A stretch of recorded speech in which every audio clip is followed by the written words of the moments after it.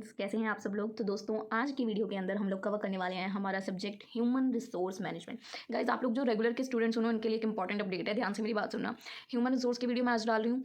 आज ही इसके साथ आपके अगले एग्जाम की वीडियो भी आ जाएगी इकोनॉमिक्स की, क्योंकि कुछ बच्चे हैं जिनका रीअपेयर का एग्जाम है, तो उसकी वजह से वो वीडियो मुझे जल्दी अपलोड करनी पड़ेगी। तो आप लोग ये मत सोचना कि दीदी ने उसकी वीडियो ही नहीं डाली, क्योंकि आप लोग तो उस वीडियो को 3-4 दिन बाद देखोगे अपने ह्यूमन रिसोर्स के एग्जाम के बाद। तो आप लोग प्लीज़ जाके सीधा ना प्लेलिस्ट चेक करा करें कि कौन सी वीडियो आ चुकी है कौन सी नहीं, क्योंकि इस बार आप लोगों की 2 डिजिट आई हैं, रीअपेयर की अलग और रेगुलर की अलग, जिसकी वजह से बहुत ज़्यादा कन्फ्यूजन हो रही है कि कौन सी वीडियो पहले डालनी है कौन सी बाद में।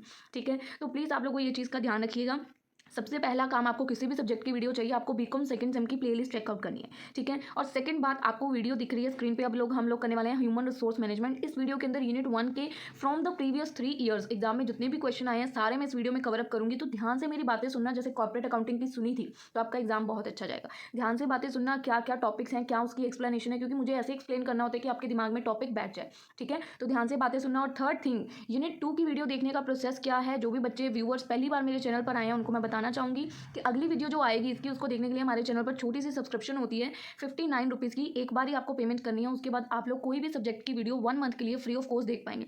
सिर्फ 59 रुपीज़ आपको आपके सारे सब्जेक्ट की वीडियोस मिल जाएंगी उसमें। So that's all about important information. चलिए वीडियो की तरफ बढ़ते हैं। सबसे पहला क्वेश्चन, ह्यूमन रिसोर्स मैनेजमेंट होता क्या है, फिर उसके ऑब्जेक्टिव, फंक्शन, रोल, बड़ा कुछ पूछा है एग्जाम में। और क्वेश्चन देखो पिछले 3 सालों में रिपीट हो रहा है। भाई पहले तो आपको इसका मीनिंग रटना है कि ह्यूमन रिसोर्स मैनेजमेंट भाई होता क्या है, क्योंकि अगर आपको इसका मीनिंग पता है फिर आपको इसका कुछ भी पूछ ले आप पॉइंट बनाओगे, क्योंकि ये ऐसा सब्जेक्ट है जिसमें हर चौथी हेडिंग, मतलब हर अगले टॉपिक की हेडिंग आपको मोस्टली सेम ही दिखेगी। तो अगर आपको मीनिंग पता है, फिर आपको ऑब्जेक्टिव पूछे, एडवांटेज पूछे, डिसएडवांटेज पूछे, आप लिखाओगे। तो ह्यूमन रिसोर्स मैनेजमेंट का मतलब क्या होता है, जैसे फॉर एग्जाम्पल मेरी भाषा में सुनो, कोई कंपनी है, उस कंपनी के अंदर इंसान काम करते हैं, ह्यूमन एम्प्लॉयज काम करते हैं। उन एम्प्लॉयज को मैनेज करना, क्योंकि वो जो एम्प्लॉयज है, ह्यूमंस है कंपनी के अंदर, वो कंपनी के तो रिसोर्सेज ही है ना। ह्यूमन रिसोर्स कंपनी के लिए तो वो रिसोर्सेज ही हैं, तो उन ह्यूमंस को मैनेज करना, that is human resource management. Human resource management क्या होता है, ये वो प्रैक्टिस है जिसमें हम लोग पीपल्स को मैनेज करते हैं इन द ऑर्गेनाइजेशन। इसमें हम लोग फोकस करते हैं कि कौन से स्टाफ को रिक्रूट करना है, हायर करना है, किसको ट्रेनिंग देनी है, किसको डेवलपमेंट करनी है, और किसको कंपनी में रिटेन करके होल्ड करके रखना है, जो कि कंपनी के गोल्स को अचीव करने में हमारी मदद करेगा। अब इसके अलावा अगर आपकी बुक्स में ह्यूमन रिसोर्स मैनेजमेंट का और मीनिंग है और आप अपनी तरफ से नहीं बना सकते, तो आप अपनी बुक्स की 2-4 लाइनें, हेडलाइन, जो भी आपको ईजी लाइन्स लगती हैं उनको आप लोग हाईलाइट कर लीजिए कि हमें ये पॉइंट्स मीनिंग में ऐड ऑन करने हैं। ठीक है, अब बात करते हैं कि ऑब्जेक्टिव्स क्या है ह्यूमन रिसोर्स मैनेजमेंट के। सबसे पहला ऑब्जेक्टिव, अगर ह्यूमन रिसोर्स मैनेजमेंट मैनेज करने के क्या ऑब्जेक्टिव, क्या उद्देश्य हो सकते हैं। सबसे पहला उद्देश्य रिक्रूटमेंट एंड सिलेक्शन, ताकि आप सही बंदे को सही जॉब के लिए हायर कर पाओ और उसको ढूंढ पाओ। स्टाफ को ढूंढना क्या ईजी काम है, सबसे मुश्किल काम है स्टाफ को ढूंढना, to find and hire the right people for the right job. Second, training and development, उसके बाद अब आपने बंदे को ढूंढ लिया, पहला ऑब्जेक्टिव आपका क्लियर हो गया। सेकंड ऑब्जेक्टिव, उनको ट्रेन करना ताकि वो कंपनी के गोल्स को अचीव करने में आपकी मदद कर पाएं, अच्छे से कंपनी में परफॉर्म कर पाएं। थर्ड, उनकी परफॉर्मेंस को मैनेज करना, उनकी परफॉर्मेंस को इन्हांस करना, मतलब चेक करते रहना रेगुलरली कि वो अच्छे से काम कर रहे हैं, उनको फीडबैक देना कि यहाँ नहीं, यहाँ आप गलती कर रहे हो, इसको सुधारो और अच्छे से काम करो।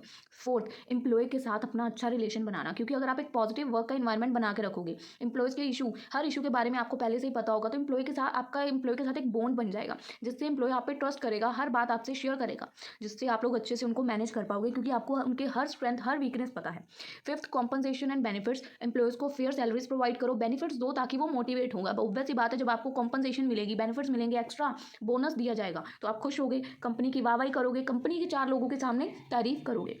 ठीक है। 6, कंप्लायंसेज, इंश्योर करो कि जो ऑर्गेनाइजेशन है वो लेबर के जो कानूनों को, लेबर लॉ एंड रेगुलेशंस होते हैं, रूल्स एंड रेगुलेशन होते हैं लेबर लॉ के, जिसको आपकी कंपनी अच्छी तरह से फॉलो करे। 6th ऑब्जेक्टिव, अब क्वेश्चन में पूछा गया था कि इसके फंक्शंस क्या हैं। फंक्शंस क्या हो सकते हैं, पहले तो आपको वर्क फोर्स की प्लानिंग करनी है, आइडेंटिफाई करना है कि कितने नंबर ऑफ और किस तरह के एम्प्लॉयज़ की आपको ज़रूरत है, number and type of employees कितने आपको चाहिए, क्योंकि आपकी कंपनी में आपको कितना स्टाफ चाहिए, पहले तो आपको ये प्लान करना है। ऐसे थोड़ा आप रिक्रूटमेंट्स निकाल दोगे, इतनी वैकेंसीज हैं, पहले आप सोचोगे ना कि कितने बंदे चाहिए मुझे। सेकंड, आप उनको हायर करोगे, सिलेक्ट करोगे या रिक्रूट करोगे, कैंडिडेट्स को अट्रैक्ट करोगे, भाई हमारी कंपनी में जॉब्स के लिए वैकेंसीज ओपन हो गई हैं, आप लोग आके अप्लाई करो। थर्ड, आप उनमें से बेस्ट कैंडिडेट को चूज करोगे इंटरव्यू या टेस्ट लेके। फोर्थ, आप उनको ट्रेनिंग दोगे, क्योंकि वो न्यू एम्प्लॉयज़ हैं, उनको स्किल्स को थोड़ा पॉलिश करने की ज़रूरत है। कहते हैं ना हीरे को तराशने के लिए पॉलिश है ना, तो वैसे ही उनकी न्यू एम्प्लॉयज़ हैं, उनको थोड़ा पॉलिश की ज़रूरत है, काम सिखाने की ज़रूरत है। फिफ्थ, डेवलपमेंट, ऑफर करो उनको ऑन गोइंग ट्रेनिंग और करियर ग्रोथ की अपॉर्चुनिटीज़, उनको डेवलपमेंट की अपॉर्चुनिटीज़ दो, ताकि उनको ये ना लगे कि मैं इस कंपनी में आके ना फंस गया हूँ, यहाँ मुझे कोई ग्रो नहीं करने देगा। उनको खुद ऑफर करो कि आपके लिए ट्रेनिंग कैंपेन्स रखे गए, आप लोग प्लीज़ इनको ज्वाइन करें। उनको करियर अपॉर्चुनिटीज़ दो कि आप लोग आगे ग्रो कर सकते हो। फिफ्थ सिक्स्थ उनकी परफॉर्मेंस को अप्रेज करो, यानी कि इवैल्यूएट करो कि वो कैसे काम कर रहे हैं और इस काम को और अच्छे से कैसे किया जा सकता है, उनको फीडबैक दो। ठीक है, उसके बाद कंपनसेशन मैनेजमेंट, उनकी सैलरी स्ट्रक्चर, बेनिफिट के पैकेज अच्छे होने चाहिए। एम्प्लॉय के साथ आपका रिलेशन, ऊपर हमने जो ऑब्जेक्टिव्स में भी कुछ पॉइंट किए जो हेडिंग्स रिपीट है, एम्प्लॉय के साथ आपका रिलेशन अच्छा होना चाहिए, जिससे क्या होगा, कोई भी लड़ाई झगड़ा नहीं होगा, आपको आपके एम्प्लॉय की हर स्ट्रेंथ हर वीकनेस पता होगी। एंड नाइन्थ, उनकी हेल्थ और सेफ्टी का ध्यान रखना है, इंश्योर करना है कि आप उनको एक सेफ वर्किंग एनवायरनमेंट प्रोवाइड करो। ठीक है, अब ह्यूमन रिसोर्स मैनेजमेंट के स्कोप क्या है? स्कोप में भी वही आगे जो हमने फंक्शंस में देखा, वर्कफोर्स की पहले तो आपको प्लानिंग करनी है कि अनाउंस करना है कितने फ्यूचर स्टाफ की आपको जरूरत है। सेकंड, आपने जॉब डिजाइन करनी है, structure job to improve efficiency और उनकी सेटिस्फेक्शन को। देन ऑर्गेनाइजेशनल डेवलपमेंट करनी है, इनहैंस करनी है ओवरऑल इफेक्टिवनेस जो भी ऑर्गेनाइजेशन की है, ऑर्गेनाइजेशन को डेवलप करना है। जॉब डिजाइन कर लिया, अब ऑर्गेनाइजेशन डेवलप होगी। देन आप डिवर्सन मैनेजमेंट, यानी कि डिफरेंट डिफरेंट मैनेजमेंट बनाओगे। ठीक है, प्रमोट करोगे डाइवर्स और इंक्लूसिव वर्क प्लेस डिपार्टमेंट्स बनाओगे उसके अंदर। देन आप मैनेजमेंट को चेंज करोगे, हेल्प करोगे एम्प्लॉयज़ को कि वो आप नई मैनेजमेंट को कैसे अडॉप्ट कर सकते हो। तो ये कुछ काम है जो कि स्कोप में आते हैं ह्यूमन रिसोर्स मैनेजमेंट की। अब इसके बाद है इंपॉर्टेंस। ह्यूमन रिसोर्स को अगर हम मैनेज करते हैं तो इन इंडस्ट्रियल ऑर्गेनाइजेशन इसकी क्या इंपॉर्टेंस हो सकती है? ऑब्वियस, अगर हमारा ह्यूमन मतलब एम्प्लॉय अगर हमारा खुश है तो हमारी प्रोडक्टिविटी अच्छे से चलेगी, बूस्ट होएगी। अगर हमारे पास वेल ट्रेंड एम्प्लॉय है, मोटिवेटेड एम्प्लॉय है, तो अच्छे से काम करेगा, एक पॉजिटिव वर्क कल्चर क्रिएट होगा, एक अच्छा इन्वायरमेंट क्रिएट होगा, हमारा एम्प्लॉय खुश रहेगा और कंपनी को कम छोड़ के जाएगा। अलाइन गोल्स, हमारे और हमारे एम्प्लॉयज़ के गोल कहीं ना कहीं सेम हो जाएंगे, क्योंकि वो हमसे खुश है, तो वो कोशिश करेगा कि वो कंपनी को अपना बेस्ट दे, कंपनी जो भी सक्सेस हासिल करना चाहती है हम उसकी मदद करें उसको वो सक्सेस दिलाने में। फोर्थ क्या है? Facilitate change. Human resource management मदद करती है आपकी कि आप चेंजेस को मैनेज कर पाओ वर्क प्लेस में, ताकि जो भी अगर कोई चेंजेस आते हैं उसकी वजह से आपकी ट्रांजेक्शन्स ना हिले, स्मूथली सारा काम चलता रहे। चेंजेस को भी आप धीरे धीरे अडेप्ट करो, पर ह्यूमन रिसोर्स मैनेजमेंट ये मैनेज करेगी कि कोई भी चेंजेस आने से ये ना हो कि पूरे काम में अफला तफली मच जाए, नहीं, वो स्मूथली रन करता रहे, इस तरीके से उसको मैनेज करना। अब ह्यूमन रिसोर्स मैनेजमेंट में बहुत सारे हमने वो देखे, फीचर्स देखे, बेनिफिट्स देखे, ऑब्जेक्टिव्स देखे, रोल देखे, है ना। अब इसकी कुछ इश्यूज भी आते हैं। ह्यूमन्स को क्या मैनेज करना ईजी है? एमर्जिंग इश्यूज़ क्या आती है? पहले तो मैं अपनी तरफ से जो मेरे दिमाग में इस टाइम चल रहे हैं ना वो बताती हूँ। ह्यूमन को रिसोर्स को मैनेज करने में क्या इशू आती है? पहली बात, सब लोग अलग अलग जगह से आए होते हैं, हर कोई ये तो नहीं है कि एक ही घर में पला होगा, जितना भी स्टाफ होगा हर कोई अलग अलग है, हर किसी का धर्म जाति अलग अलग होगी, हर किसी का काम करने का तरीका अलग होगा, हर किसी की कम्युनिकेशन का स्टाइल अलग होगा, हर कोई मतलब हर किसी की अपनी अपनी प्रॉब्लम्स होंगी। ये कुछ इशूज़ हैं जो कि मैं आपको लेंथ बढ़ाने के लिए बता रही हूँ, आप लोग अपनी तरफ से क्रिएट कर सकते हैं। यहाँ पे जो मैंने लिखे हुए हैं वो है रिमोट वर्क। जैसे जैसे आज के टाइम पे रिमोट वर्क इंक्रीज होता जा रहा है, हमें उसके अकॉर्डिंग न्यू पॉलिसीज या न्यू मैनेजमेंट की स्ट्रेटेजीज को लाने की जरूरत है। That is the first issue. जैसे जैसे काम सारा रिमोट वर्क पे शिफ्ट हो रहा है, उसके अकॉर्डिंग स्टाफ को मैनेज करना, क्योंकि वर्क फ्रॉम होम होता है, हमें पता ही नहीं घर पे स्टाफ क्या कर रहा है। घर पे बैठ के काम तो करने को मांग लेते हैं, पर घर पे कर रहे होते हैं, पता ही नहीं किस टाइम कर रहे हैं। सेकंड, टेक्नोलॉजी का यूज़ बढ़ गया, integration of technology in human resource कहीं ना कहीं प्रोसेस हो रही है चेंजिंग की, कैसे ह्यूमन रिसोर्स मैनेजमेंट को हम ऑपरेट कर सकते हैं, टेक्नोलॉजी का यूज़ करके कैसे अपने एम्प्लॉयज़ को मैनेज किया जा सकता है। डाइवर्सिटी एंड इंक्लूजन आ चुकी है कि ग्रोइंग फोकस है कि डाइवर्स टीम हमने क्रिएट करनी है जो हर फील्ड में काम कर सके। इनकल्सिव वर्कफोर्स हो, तो डाइवर्सिटी आ गई है, हर बंदा हर फील्ड में काम नहीं कर पाता, तो हमें वही सिस्टम चेंज हो रहा है ना, आज के टाइम पे डेवलपमेंट्स आ रही हैं। एम्प्लॉयज़ की वेलबींग का सोचना है, प्रायोरिटाइज करना है कि एम्प्लॉय की मेंटल हेल्थ अच्छी रहे, वर्क लाइफ बैलेंस रहे। तो कुछ इश्यूज आते हैं, हो सकता है उनकी स्किल्स में गैप हो, क्योंकि टेक्नोलॉजी दिन ब दिन बदलती जा रही है, हम एक चीज़ सीखेंगे तो 10 और नहीं आ जाती हैं, है ना। तो हमें उन चीज़ों को अपने एम्प्लॉयज़ को अप टू डेट रखना पड़ेगा, स्किल का वरना गैप आ जाएगा, एम्प्लॉयज़ हमारी पिछड़ी सोच के हो जाएंगे, तो हमें उनको टाइम टू टाइम अपडेट करते रहना। तो कुछ बहुत सारे इश्यूज आते हैं यार, अलग अलग तरह के एम्प्लॉयज़ होते हैं, सबको एक साथ लेके एक टीम बना के चलना बहुत मुश्किल है, किसी की बोली अलग है, किसी का रहन सहन अलग है, किसी का खान पान अलग है ना। तो बहुत सारे ह्यूमन रिसोर्स को मैनेज करने में इश्यूज एक मैनेजमेंट को फेस करने पड़ते हैं। और इसी के साथ इस क्वेश्चन की आ जाती है कंक्लूजन। सेकंड क्वेश्चन क्या है कि ह्यूमन रिसोर्स प्लानिंग क्या होती है? अब ये क्वेश्चन पिछले 2 सालों से रिपीटेडली कंटिन्यूसली आ रहा है, कभी इसका प्रोसेस पूछ रहे हैं, कभी इसकी एडवांटेज पूछ रहे हैं, कभी स्टेप्स पूछ रहे हैं, तो आपको ध्यान से सुनना है। ह्यूमन रिसोर्स प्लानिंग क्या होता है? कंपनी में जो ह्यूमन रिसोर्स हैं, कंपनी का जो स्टाफ है उसको प्लान करना, कि फोरकास्ट करना कि आने वाले समय में हमें कितने स्टाफ की ज़रूरत पड़ेगी। ह्यूमन रिसोर्स की प्लानिंग करना, फोरकास्ट करना कि कंपनी को आने वाले समय में कितने लोगों की ज़रूरत है, राइट नंबर ऑफ पीपल कितने होंगे, कौन सी स्किल्स की ज़रूरत होगी हमें आने वाले टाइम में। सो इसके अंदर इन्वॉल्व होता है कि करंट जो आपके पास वर्क फोर्स या जो आपके पास एम्प्लॉयज़ की कैपेबिलिटी, कौन सी कैपेबिलिटी वाले एम्प्लॉयज़ अवेलेबल है उनको अनाउंस करना, प्रिडिक्ट करना कि फ्यूचर में हमें किन की ज़रूरत पड़ेगी, क्योंकि जो ऑलरेडी है हमारी कोशिश होगी कि हम उनको रिटेन करके रखें। स्ट्रेटेजीज़ को अपनी डेवलप करेंगे ताकि हम फ्यूचर में अपने गोल्स को अचीव कर पाएँ। तो एडवांस में प्लानिंग करके चलेंगे कि फ्यूचर में क्या-क्या चीज़ों की हमें ज़रूरत पड़ सकती है। अगर हम ह्यूमन रिसोर्स की प्लानिंग करेंगे तो उसके क्या बेनिफिट्स होंगे? सबसे पहला, हम अपने जो भी हमारे पास ह्यूमन रिसोर्स हैं, हम उनसे अच्छे से काम ले पाएँगे, क्योंकि अगर हमने ह्यूमन्स को हायर कर लिया और हमारे पास उनको देने के लिए काम ही नहीं है, तो क्या हम अच्छे से यूज़ कर रहे हैं अपने ह्यूमन रिसोर्सेज़ का? बिल्कुल नहीं, वो वेले बैठ-बैठ के जा रहे हैं। तो ऑप्टिमल यूटिलाइज़ेशन ऑफ रिसोर्सेज़, अगर हमने पहले से ही प्लानिंग कर रखी है, तो यह हेल्प करेगा कि हम इफेक्टिवली अपनी वर्क फोर्स को यूटिलाइज़ कर पाएँ, इंश्योर कर पाएँगे कि right people at the right role अच्छे से काम करें। सेकंड, फ्यूचर के लिए आप एडवांस में ही रेडी रहते हो, फ्यूचर रेडीनेस। ये आपको फ्यूचर के लिए पहले से प्रिपेयर कर देगा कि फ्यूचर में हमें ये चैलेंजेस आ रहे हैं, इतनी वर्क फोर्स की हमें ज़रूरत होगी, क्योंकि ग्रो करना है हमने। ये तो है नहीं कि यहीं पे बिजनेस टिकाना है, हमने ग्रो करना है ना? टेक्नोलॉजी की ज़रूरत पड़ेगी, तो उसके अकॉर्डिंग आप फ्यूचर को लेकर थोड़ा सा पहले प्रिडिक्ट करते हो जब, तो आप फ्यूचर में आने वाले चैलेंजेस से भी रेडी हो जाते हो। कॉस्ट इफेक्टिव, जब आप प्लानिंग अहेड की करते हो तो ऑर्गेनाइजेशन कहीं ना कहीं अपनी कॉस्ट को रिड्यूस करने का सोचती है, हायर करती है एम्प्लॉयज़ को, ट्रेन करती है न्यू एम्प्लॉयज़ को, ताकि बाद में जाके उनको जल्दबाजी में ना करना पड़े, क्योंकि जल्दबाजी में कॉस्ट भी ज़्यादा लगती है, क्योंकि लोग चौड़े हो जाते हैं, भाई इसको तो इमरजेंसी चाहिए, हमें पैसे ज़्यादा मुँह मतलब पाड़ लेते हैं कि इतने पैसे दे दो, है ना? तो अगर हम आगे की सोच के चलेंगे तो हम अपनी कॉस्ट को भी कट कर सकते हैं, अभी से ही शुरू कर सकते हैं थोड़ा थोड़ा काम करना। फोर्थ, हमारी रिक्रूटमेंट इंप्रूव होगी। जब हम प्लानिंग करके चलेंगे, हम स्किल्स गैप को आइडेंटिफाई करेंगे, टारगेट करेंगे कि किस तरह के स्टाफ की ज़रूरत है, कैसे एफर्ट्स के लिए हमें स्टाफ को हायर करना है।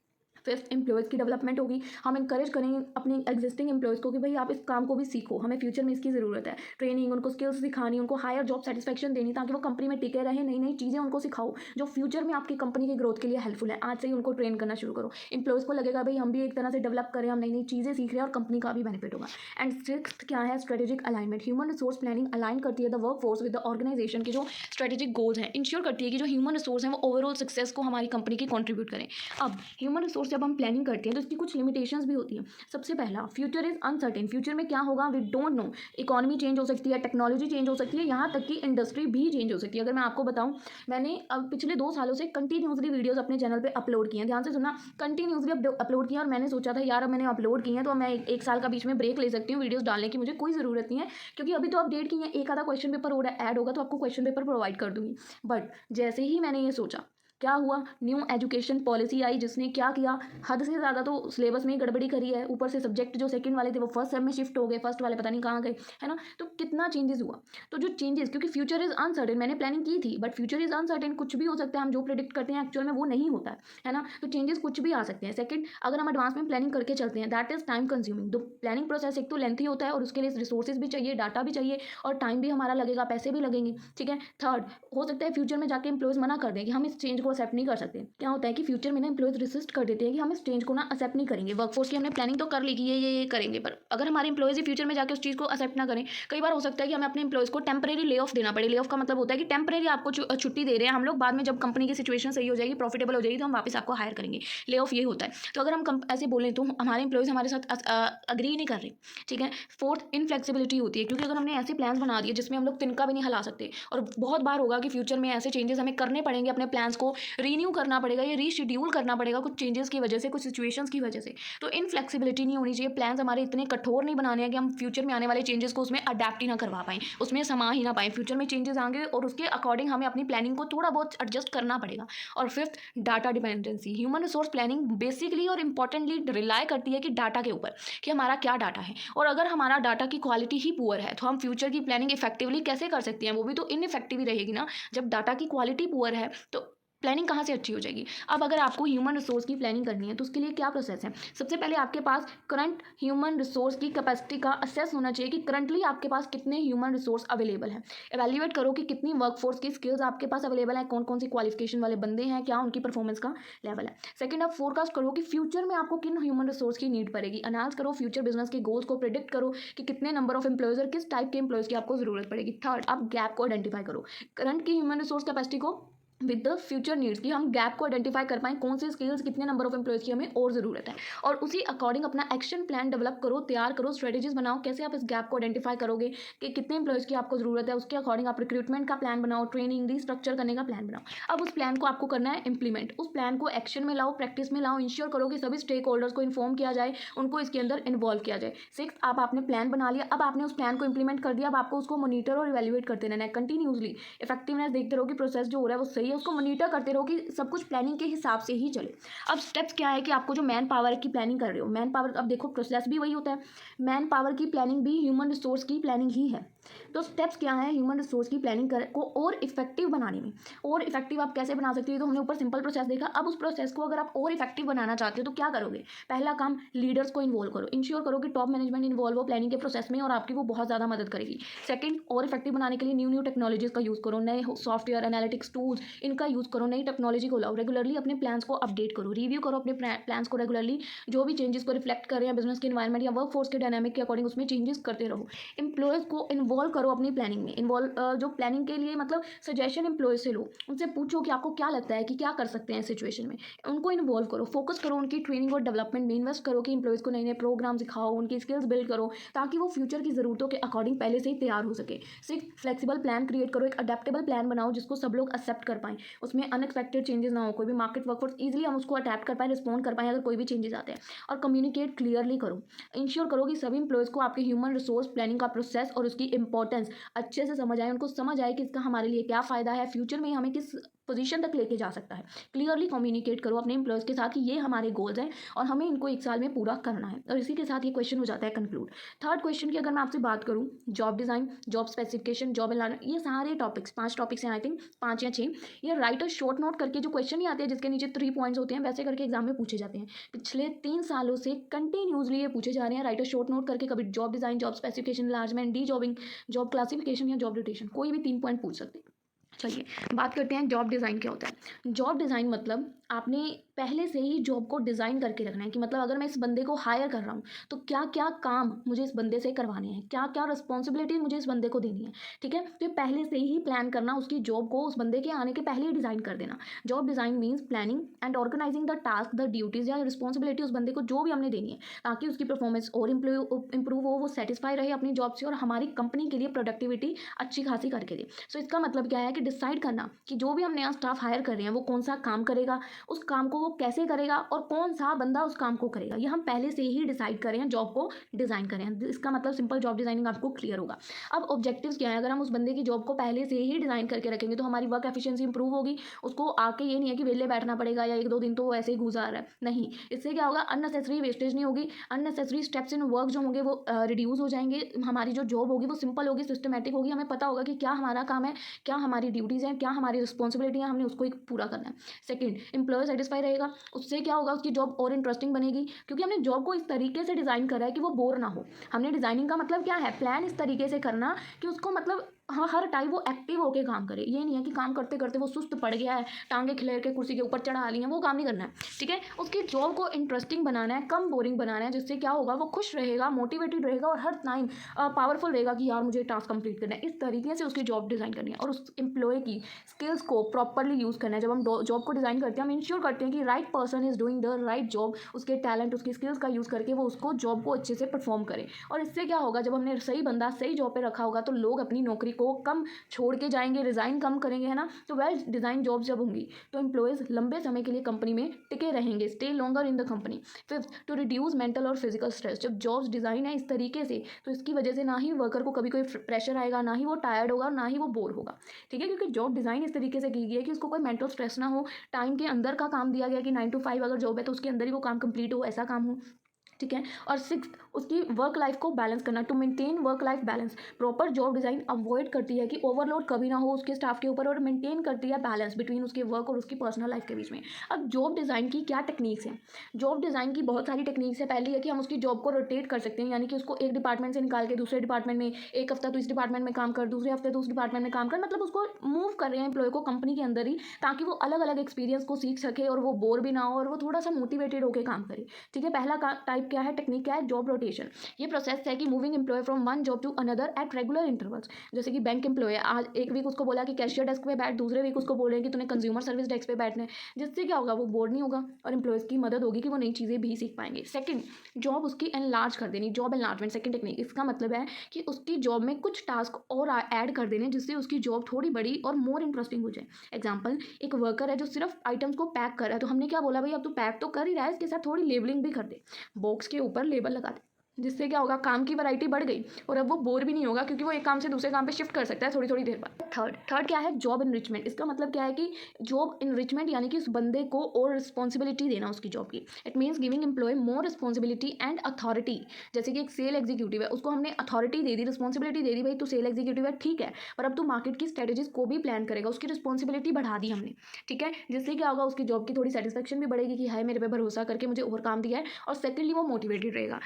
फोर्थ, जॉब को सिंप्लीफाई करना, यानी कि एक बहुत मुश्किल जॉब है, जैसे कि एक कंपनी है बड़ी जिसको हज़ारों की तादाद में प्रोडक्ट्स बनाने हैं, तो वो एक बहुत मुश्किल जॉब है पूरी मशीन्स को हैंडल करना, तो कम्प्लेक्स जॉब है, उसको हमने छोटे छोटे पार्ट में बांट दिया कि एक बंदा सिर्फ इसकी मेकिंग करेगा, एक बंदा सिर्फ प्रोडक्ट पे पैकेजिंग करेगा, एक बंदा सिर्फ लेबलिंग करेगा, एक बंदा सिर्फ इसको टैग लगाएगा। हमने स्मॉलर स्मॉलर पार्ट्स में उसको डिवाइड कर दिया, जिससे क्या हुआ, जॉब सिंपल हो गई। जैसे कि फैक्ट्री में एक बंदे को इंटायर प्रोडक्ट को बनाने में नहीं लगाया जाता, हर वर्कर अपना एक स्मॉल पार्ट उसमें कॉन्ट्रीब्यूट करता है, जिससे जॉब भी ईजी हो जाती है और उनके लिए काम सीखना भी आसान हो जाता है। फिफ्थ, उनको फ्लेक्सिबल वर्किंग आवर्स देने, meaning giving employees the freedom कि वो अपने वर्किंग आवर्स को चूज़ कर सकते हैं अपनी लिमिट्स के अकॉर्डिंग। एम्प्लॉयज़ चूज़ कर सकते हैं कि उनको 8 to 4 वर्क करना है या 10 to 6 वर्क करना है, ठीक है। जिससे क्या होगा, उनकी वर्क लाइफ बैलेंस होगी और वो सेटिस्फाई रहेंगे।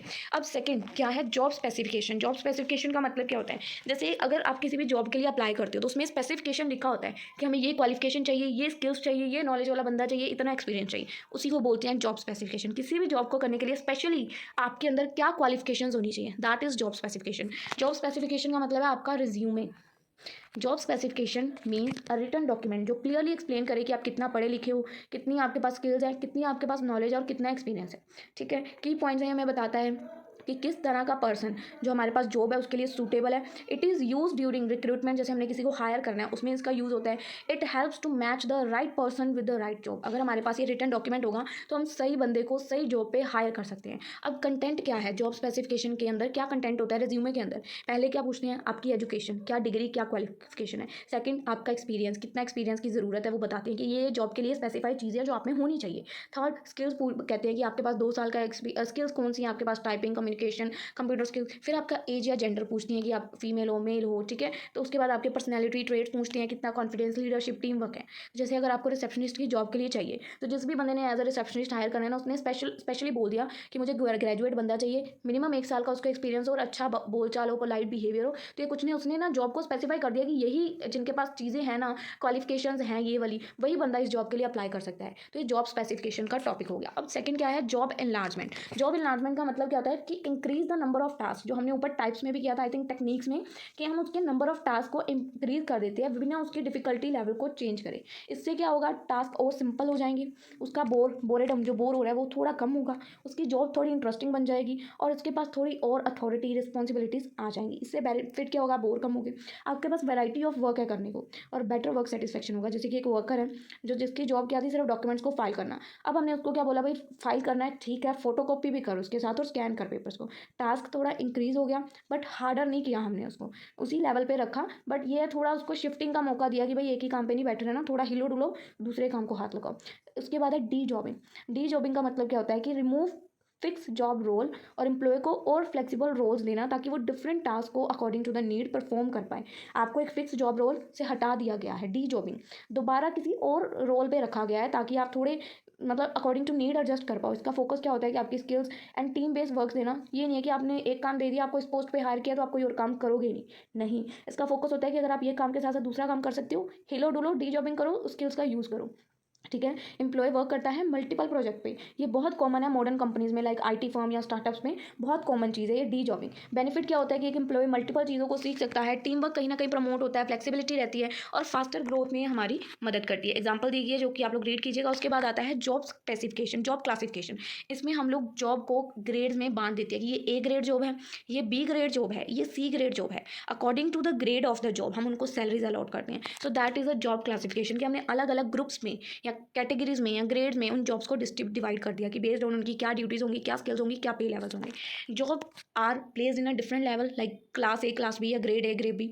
उसके अकॉर्डिंग हम लोग उनकी salary, promotion, job value decide करते हैं। हम फेयर रहते हैं, ट्रांसपेरेंसी रखते हैं ऑर्गेनाइजेशन में। जैसे क्लास ए के जो बंदे हैं उनको मैनेजर लेवल की जॉब मिलेगी, क्लास बी ऑफिसर लेवल और class 3 clerical and support job. तो ईच क्लास की डिफरेंट सैलरी की रेंज होगी और डिफरेंट डिफरेंट रिस्पॉन्सिबिलिटी होगी। उसके बाद है जॉब रोटेशन, जो हमने टेक्निक में पहला पॉइंट किया था जॉब डिज़ाइन की, ठीक है। जॉब को रोटेट रोटेट करना। Job rotation mean moving employ from one job to another organisation के अंदर ही, ठीक है, जिससे क्या होगा, उसकी नई नई चीज़ें वो सीख पाएगा, डिफरेंट जॉब्स को सीख पाएगा, उसकी मोनोटोनी थोड़ी रिड्यूस होगी और उसकी स्किल्स और इंप्रूव होंगी। उसके बाद ये क्वेश्चन की आ जाती है यहीं पे कंक्लूजन। इसके बाद हमारा लास्ट क्वेश्चन है जो कि पिछले 3 सालों से रिपीटेडली पूछा जा रहा है कि what are the recent trends in recruitment, कि आपको रिक्रूटमेंट की क्या रीसेंट ट्रेंड्स है, क्या समझ सकते हो आप सिलेक्शन के प्रोसेस से, इसके वेरियस स्टेप बताने हैं। पहले तो रिक्रूटमेंट क्या होता है? रिक्रूटमेंट मतलब किसी बंदे को जॉब के लिए हायर करना, उसको फाइंड आउट करना, उसको अट्रैक्ट करना और उसको जॉब पे रखना, that is recruitment. Recruitment mean finding attracting suitable person for the job in an organisation. अब रीसेंट ट्रेंड्स क्या आ गए आज के टाइम पे? अगर हम देखें तो किसी को अगर हमने हायर करना है तो क्या रीसेंट ट्रेंड या क्या रीसेंट मेथड चल रहे हैं कि जॉब के कैसे हायर करते हैं? सबसे पहले ऑनलाइन वेबसाइट के थ्रू, जॉब पोर्टल के थ्रू जॉब्स निकाल देते हैं, कितनी वैकेंसीज है भाई, आप लोग अप्लाई करो और आपको हायर कर लिया जाता है। ये फास्ट, चीप और ज़्यादा लोगों तक पहुंचने वाला सबसे बेस्ट तरीका है कि ऑनलाइन हायरिंग कर लो। सेकंड, सोशल मीडिया पे पोस्ट डाल देते हैं, लिंक्डइन, फेसबुक, इंस्टाग्राम तक, क्योंकि वहाँ पे क्या होता है, वहाँ पे ज़्यादा लोग हमसे कनेक्ट कर पाते हैं और टैलेंटेड लोगों तक हमारी बात पहुँच पाती है। थर्ड, कोई एम्प्लॉय, हमारी कंपनी का एग्जिस्टिंग एम्प्लॉय किसी को सजेस्ट कर देता है कि ये बंदा बड़ा ट्रस्टवर्दी है और अच्छे से काम करेगा और जल्दी काम सीख लेता है, तो हम उसको रख लेते हैं, ठीक है। उसके बाद कैंपस रिक्रूटमेंट, आजकल कॉलेज वाले, यूनिवर्सिटीज़ वाले भी रिक्रूटमेंट देने लगे हैं, कंपनीज में आपको जॉब दिलवाने लगे हैं, ठीक है। उसके बाद recruitment through AI and software, artificial intelligence या सॉफ्टवेयर टूल्स का यूज़ करके स्क्रीन रिज्यूम्स ले सकते हैं हम, उनके ऑनलाइन टेस्ट ले सकते हैं, इंटरव्यू शेड्यूल कर सकते हैं, टाइम और एफर्ट बचता है। और उसके बाद लास्ट, गिग और फ्रीलांसिंग वर्क, यानी कि छोटे समय के लिए हम किसी को हायर करें, शॉर्ट टर्म प्रोजेक्ट के लिए। लाइक ये क्या किस में होता है? IT, मार्केटिंग या डिजाइनिंग वगैरह में होता है। अब सिलेक्शन तो हम कर लेंगे, सिलेक्शन के रिसेंट क्या क्या चीज़ें हैं, मतलब किन तरीकों से रिसेंट मेथड क्या चल रहे हैं सिलेक्शन के, वो भी हमने देख लिया। अब सिलेक्शन का प्रोसेस क्या है? सिलेक्शन आपने देख लिया। सिलेक्शन मतलब है कि choosing the best person out of the all applicants, जितने भी एप्लीकेंट्स हैं उनमें से एक बेस्ट पर्सन को चूज करना। तो इसका स्टेप बाय स्टेप प्रोसीजर देखते हैं। सबसे पहले आपको एप्लीकेशंस आएंगी, रेज्यूम्स आएंगे, आप कलेक्ट करोगे, जो भी इंटरेस्टेड कैंडिडेट्स होंगे वो अप्लाई करेंगे। देन आप उन एप्लीकेशंस को स्क्रीन करोगे, फिल्टर करोगे, चेक करोगे कि बेसिक जॉब की रिक्वायरमेंट्स क्या है, उसके अकॉर्डिंग सेलेक्ट करोगे। देन आप उनका रिटर्न टेस्ट लोगे कैंडिडेट्स का कि क्या उनके पास नॉलेज है, क्या टेक्निकल स्किल्स है। फोर्थ, आप उनका इंटरव्यू लोगे, face to face online meeting करोगे, उनका कॉन्फिडेंस चेक करोगे, कितनी कम्युनिकेशन स्किल्स हैं, क्या उनका एटीट्यूड है। फिफ्थ, आप उनके साथ ग्रुप डिस्कशन करोगे, ठीक है, टीम वर्क कैसा करते हैं वो, लीडरशिप स्किल्स क्या है, क्या स्पीकिंग एबिलिटी है, ये चेक करोगे। सिक्स, आप उनको हायर करने से पहले उनका बैकग्राउंड चेक करोगे, कैंडिडेट का पास्ट वर्क एक्सपीरियंस क्या है, कोई क्रिमिनल रिकॉर्ड तो नहीं है, क्या क्वालिफिकेशन है, कई बार लोग झूठ भी बोल देते हैं। सेवंथ, आप उनका मेडिकल टेस्ट करवाओगे कि वो फिजिकली फिट है उस जॉब के लिए या नहीं, कोई मेंटल प्रेशर वगैरह तो नहीं है। एट्थ, आप उनको फाइनल सिलेक्शन करोगे और ऑफर लेटर भेजोगे, जो भी बेस्ट कैंडिडेट होगा हम उसको सिलेक्ट कर लेंगे और जॉब का जो ऑफर लेटर है विद द सैलरी, क्या ज्वाइनिंग डेट है, हम उसको सारी डिटेल्स के साथ उसको ऑफर लेटर भेज देंगे। अब जब वो बंदा ऑफर को एक्सेप्ट कर लेगा तो वो बंदा अपॉइंट हो जाएगा ऑफिशियली हमारी कंपनी में। और इसी के साथ ये क्वेश्चन भी हो जाता है कंक्लूड और इसी के साथ हमारा यूनिट 1 यहीं पे हो जाता है वाइंड अप। आई होप आप लोगों के कोई डाउट्स तो नहीं होने चाहिए अकॉर्डिंग टू मी, बट अगर आपके कोई भी डाउट्स हैं तो आप लोग मुझे ज़रूर बताएं। और आई होप आप लोगों ने कॉपी पेन पे लिख लिए होंगे सारे टॉपिक्स जो भी मैंने आपको पढ़ाए, क्योंकि notes are not available. Please दोबारा ये चीज़ें ना कहा करें कि दीदी नोट्स दे दो, notes are not available, rules are rules. मुझे बहुत से बच्चों के मैसेज आ रहे हैं दीदी 1000 ले लो, 2000 ले लो, नो मीन्स नो ही रहेगा, ठीक है। आपके बेनिफिट के लिए ये भी मैं कर रही हूँ, मैं हर बार कुछ नया लाती हूँ पर आपके फ़ायदे के लिए। आप लोग हर बार उसको पैसों से तोलने लग जाते हैं, मुझे समझ नहीं आती वो बातें। मैं लाई हूँ सिर्फ ये तरीका क्योंकि आप लोगों ने बिल्कुल कॉपी पे प्रैक्टिस करना छोड़ दिया है और आप लोग ये सोचते हो कि एक दिन पेपर से 1 घंटा पहले यार बच्चे मेरी वीडियो देख के पढ़ के जा रहे हैं। अब ये सोचो कि अगर वो पेपर में फेल हो गया तो वो तो ये बोलेगा ना दीदी ने फेल करवा दिया, पर ये नहीं कोई भी देखेगा कि मैं पेपर से 1 घंटा पहले ही पढ़ा था, तो वहाँ पर कोई अपनी गलती नहीं निकालेगा, दीदी के नोट्स में कुछ गलती होगी, है ना। तो हमने तो पढ़ने पर फोकस किया ही नहीं, क्योंकि चलो कोई बात नहीं, आपकी इच्छा है आपको कितना पढ़ना है, कॉपी पे नोट्स बनाने या नहीं बनाने, क्योंकि प्रिंट आउट्स पे आप लोग पैसे वेस्ट करते हो, जिससे मुझे मतलब बहुत गुस्सा आता है कि यहाँ पे 59 खर्चते हैं ना बच्चे आके, तो रोते हैं मेरे चैनल पे कि 59 आपने सब्सक्रिप्शन क्यों रखी है, मैं तो पे ही नहीं कर सकता, बहुत ज़्यादा अमाउंट है। पर 500 रुपये के आप प्रिंट आउट निकलवा रहे हो और वो बाद में रद्दी में जाएंगे, हद हो गई है। इसलिए 10 रुपये की कॉपी लाओ, कॉपी पे क्वेश्चन लिखो और आंसर के मेन हेडिंग्स को नोट करो, जिससे आप रिवाइज भी कर पाओगे, पेपर में आपको वो पॉइंट याद भी रहेंगे। पुराने तरीके हम इतने बेरहमी से छोड़ते जा रहे हैं ना पढ़ने के, कि पढ़ने का पढ़ाने का ही नहीं मन कर रहा मेरा तो अब आपको। चलिए बाकी मिलेंगे हम लोग आपसे अपनी अगली वीडियो में। थोड़ा सा मैंने बोला उसके लिए माफ़ी चाहती हूँ, बट कुछ बच्चों के लिए वो बातें सुननी ज़रूरी है, बट मुझे पता नहीं उन्होंने सुनी भी है कि नहीं। चलिए मिलेंगे हम लोग आपसे अपनी अगली वीडियो में, और अगली वीडियो तक पहुँचने का प्रोसेस आपको पता है। ज्वाइन करना है तो लिंक नीचे डिस्क्रिप्शन में, आप मेंबरशिप ज्वाइन कर सकते हैं। जस्ट 59 पूरे मंथ का आपको असेस मिल जाएगा। तो चलिए मिलेंगे हम लोग आपसे अपनी के लिए वीडियो में, तब तक के लिए स्टे ट्यून्ड, गुड बाय।